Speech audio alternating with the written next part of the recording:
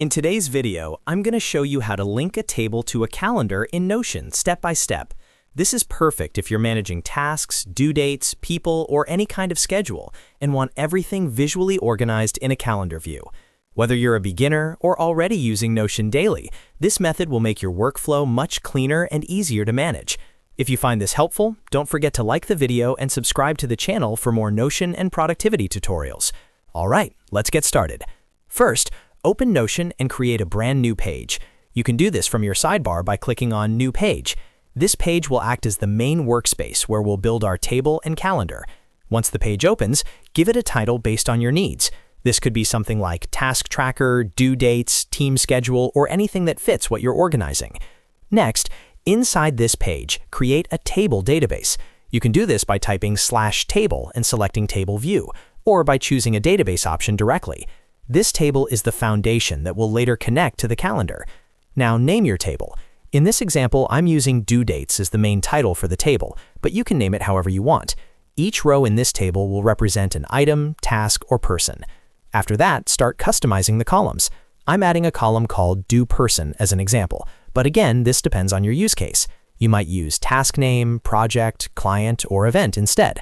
Now comes the most important part. Click on Add Property on the table, and from the property types, select Date. This date property is what allows Notion to connect your table to a calendar view. Without a date property, the calendar won't work.